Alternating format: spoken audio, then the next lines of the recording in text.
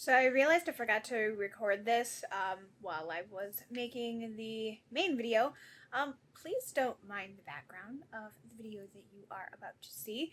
Um, my main studio had a horrible roof leak not that long ago, and it is currently under construction. So my room is an absolute disaster. So I apologize in advance for what you are about to see. Thanks. Hello everyone, I'm Cassandra Morgan and this is Creative Academy. This is a video blog to help all of you beginner writers out there because we all have to start somewhere. This is a blog to help you take your good writing to great. Okay, so one of the ways that you can actually help your writing is by staying on top of what's going on in the publishing world. So let's hit the publishing news this week. This week, the Detroit Free Press is reporting that Morris Micklewhite and the Tangerine Dress is proposed to be being banned in some elementary schools in Michigan. Some of the parents felt that boys should not be wearing dresses, and I think this is absolutely absurd, as does the author. She has confronted this backlash by saying that the book is about bullying, which it sounds like these people are kind of doing to her. And it's not about, it has anything to do with transgender, it has nothing to do with sexual identity, it is about a child who is escaping into his imagination, and that's what it's supposed to be about. Okay, alright, just gonna let that one go. Publishers Weekly reports that Anne Aguirre and Rachel Kane have signed on a deal with HarperCollins. They are going to be teaming up to bring you a young adult fiction series supposedly being published in 2018. I'm thinking that it's going to be futuristic. There's been some hints dropped that it's going to be futuristic, and one of those authors does write a lot with the futuristic and that kind of thing. I believe it's going to be called the Honors series, and I believe that Rachel Kane is also going to be illustrating it, so watch out for that. Trending on Twitter this week, also from HarperCollins, they are launching a new indie bookstore program. Basically, if you are an up-and-coming bookstore, an independent up-and-coming bookstore, so that means no Barnes & Nobles, no Books A Million, then you may just qualify for discounts if you order books from HarperCollins. So go ahead and check that out if you're thinking about opening up a bookstore. Alright, and last but not least, we have trending on Facebook this week. Save the best for last and the one that's actually pissed me off the most. I'm wearing my Hufflepuff shirt, you can see, in honor of this. So obviously it's going to be Harry Potter related. I don't know, can you see that? It looks backwards to me. It's probably backwards to you too. So what has happened is there was a software engineer, and I don't know if he was given the code to play with or if he was just playing around on Pottermore, and he was digging around in the code and he found a sorting quiz for 4 houses that have not been released yet, and we believe that these houses are actually the 4 houses of the American wizarding schools. I am not going to say the names of these houses out of respect for J.K. Rowling and the other collaborators on this project. There are things called white hackers, and what white hackers do is they intentionally try to hack code. And when they find a bug or they find a problem, then they either fix it themselves or they at least notify the company. They say, hey, I found this vulnerability, here's how I found that you can fix it, or they simply just let them know.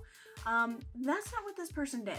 I don't really have a problem with white hacking because it's how we can get better security in this technology day and age, but I do have a problem with the fact that this information was not yet supposed to be released, whether on Pottermore or any other site, and he just up and decided that he was going to release this information. So I think that it's extremely disrespectful. So I am not going to say the names of these 4 houses out of respect to J.K. Rowling and those that were involved on the project. And if you really want to know more about it, it is all over the internet by now. So I'm not really keeping any secrets here. I am just being respectful of the author.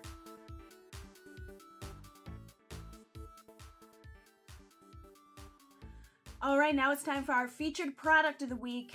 This week's featured product is Scrivner, or Scrivner, however you want to pronounce that. I always used to pronounce it Scrivner, because I was thinking like a scribe, and then a bunch of my friends started calling it Scrivner. So Scrivner, I don't know. You'd have to ask Literature and Latte. They're the ones that developed this awesome piece of software. So what does Scrivner, what does that scribbly thing do? Basically, it allows you to organize all of the little bits and pieces that make up your stories, okay? So you can have like a journal entry from one of your characters over here that you know that you want to use eventually, but you're not 100% sure where you're going to use it. You can have, you know, your character interviews over here so that you can reference those later. You can have all these little pieces and parts, the chapters and the scenes and everything like that, and then you can move them all around. I've even heard of some authors will go through and they will color code all of the dialogue so that they can make sure that all of their main characters are getting the proper amount of page time that is due to them. So I think that is pretty awesome. You can go to literatureandlatte.com, check it out. I believe they offer either a 7 or 14-day trial. You can give it a run.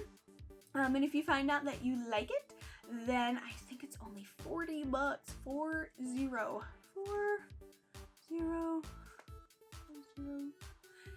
to download it, and it is awesome. So check it out.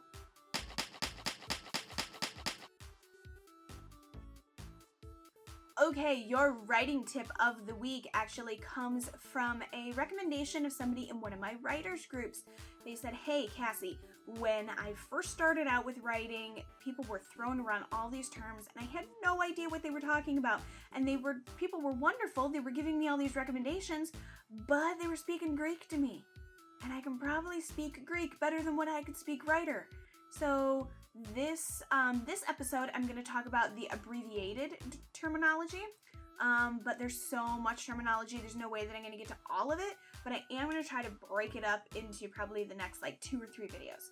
All right, so this week we are doing terminology, and here we go. POV, point of view. This is who is telling the story, whose emotions we're feeling, and through whose eyes and ears we are seeing and hearing. Work in progress. This is the piece you are currently writing or most recently working on. AR and BR, alpha reader and beta reader. Now, there's some discrepancy over whether or not these are actually the same thing, but for the purpose of this video, we are going to differentiate between the two. So your alpha reader is the first person that will read your draft. They generally understand that this is not a finished piece of work, but they want to try to help you make it at least a little bit better. Your beta readers come in, and I say readers plural because there's usually more than one. They're going to be a lot more nitpicky than what your alpha reader was. They're going to be looking for plot holes. They're going to be looking for moments where your story gets really boring. So they want to try to help you take your manuscript to the next level. MC, main character. Now, don't get your main character confused with your protagonist. Usually your protagonist is your main character, but not always. We'll get to that one at another time. MFC, main female character. And MMC, main male character. That's all I got for you guys this week. If you like this video, please subscribe to my channel. You can also follow me on Twitter at author Cass, C-A-S, Morgan. You can also find me on Facebook at author Cassandra Morgan.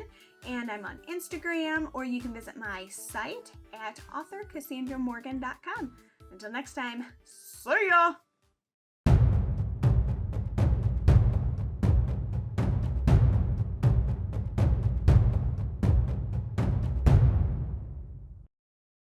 That you wrote that you know that you want to incorporate somewhere later on down the line. While I'm burping, I need to do this whole scene over again. So the alpha reader is usually the first person that looks at your manuscript.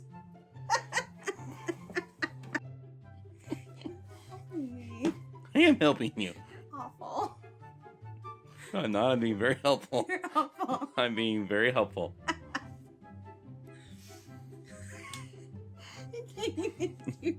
I can't even.